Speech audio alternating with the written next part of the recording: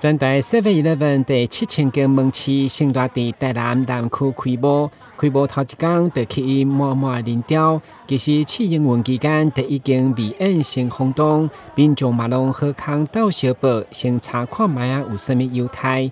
其中首次引进的新鲜蔬果的促销，买一件送一件，都有真侪人交关。当然天气实在太热，所以便机甲饮料消费呛滚。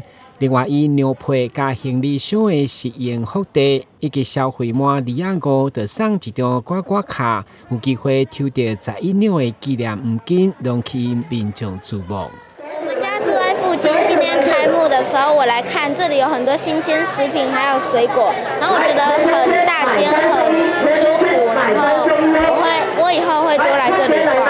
来这边很舒服啊。我们全家来这边呢，这个很感觉的享受的人生啊。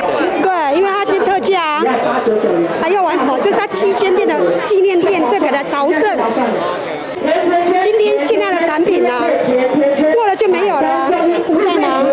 算了，不算吧。超商除了庆祝第7000间门市，同时响应台南400马家市府文化局配合设立主题专区，推出在地文化创意商品，而且嘛首次甲5000间饭店合作，推出姜汁大油锅、柑仔蜜等在地风味的小食，俾予消费者伫超商地当体验正港的台南味。台南新闻阮吉采访报道。